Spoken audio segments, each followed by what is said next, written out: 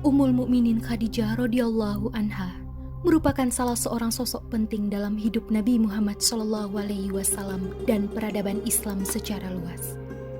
Kematian beliau menjadi sejarah yang sangat menyedihkan, tidak hanya untuk Rasulullah, tapi juga untuk keluarga, sahabat, dan umat Islam.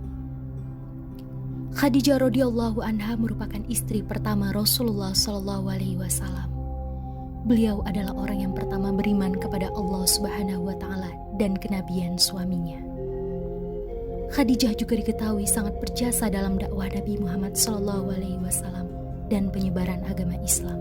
Berita meninggalnya beliau menjadi kabar duka yang sangat menyedihkan.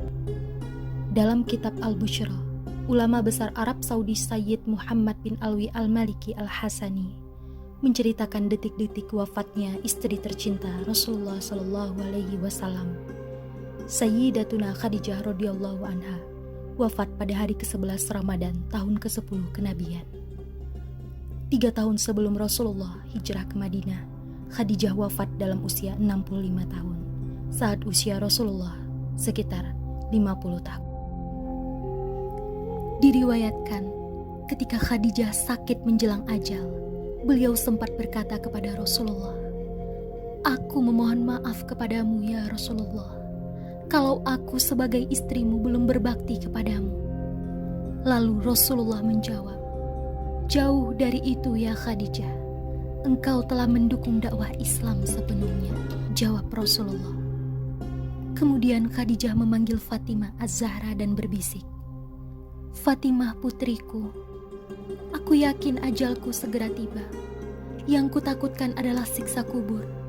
Tolong mintakan kepada ayahmu.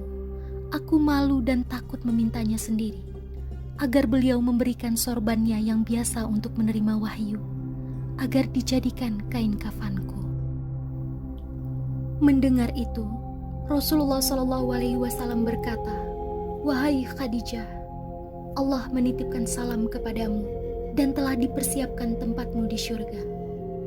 Tak lama setelah itu, Khadijah pun menghembuskan nafas terakhirnya di pangkuan suami tercinta. Rasulullah mendekap erat istri tercintanya itu dengan perasaan sedih yang teramat sangat. Air mata pun menetes dari mata Rasulullah SAW dan beberapa orang yang ada di sana di dekat Khadijah.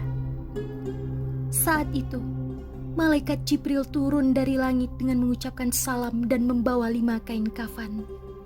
Rasulullah menjawab salam Jibril dan kemudian bertanya, "Untuk siapakah kain kafan itu wahai Jibril?" "Kafan ini untuk Khadijah."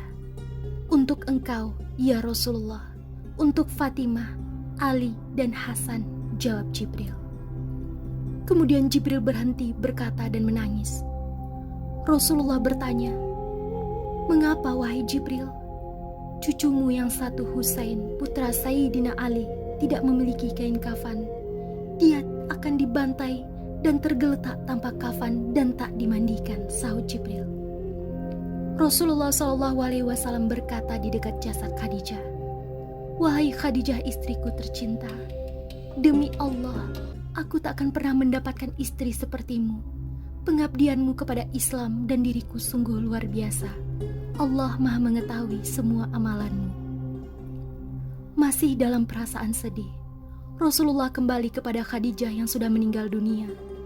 "Semua hartamu kau hibahkan untuk Islam. Kaum muslimin pun ikut menikmatinya. Semua pakaian kaum muslimin dan pakaianku ini juga darimu.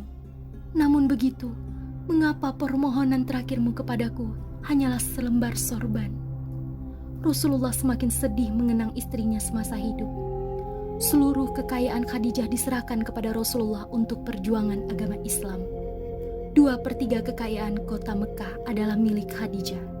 Tetapi ketika Khadijah hendak menjelang wafat, tidak ada kain kafan yang bisa digunakan untuk menutupi jasad Khadijah. Bahkan pakaian yang digunakan Khadijah ketika itu adalah pakaian yang sudah sangat kumuh dengan 83 tambalan diantaranya dengan kulit kayu. Rasulullah kemudian berdoa kepada Allah, "Ya Allah, ya Rabbi, limpahkanlah rahmatmu kepada Khadijahku yang selalu membantuku dalam menegakkan Islam, mempercayaiku ketika orang lain menentangku, menyenangkanku saat orang lain menyusahkanku, menenteramkanku pada saat orang lain membuatku gelisah.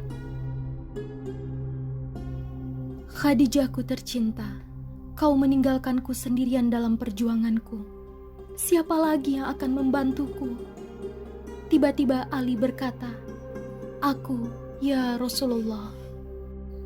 Inilah sepenggal kisah dari Ummul Mukminin Sayyidatuna Khadijah radhiyallahu anha.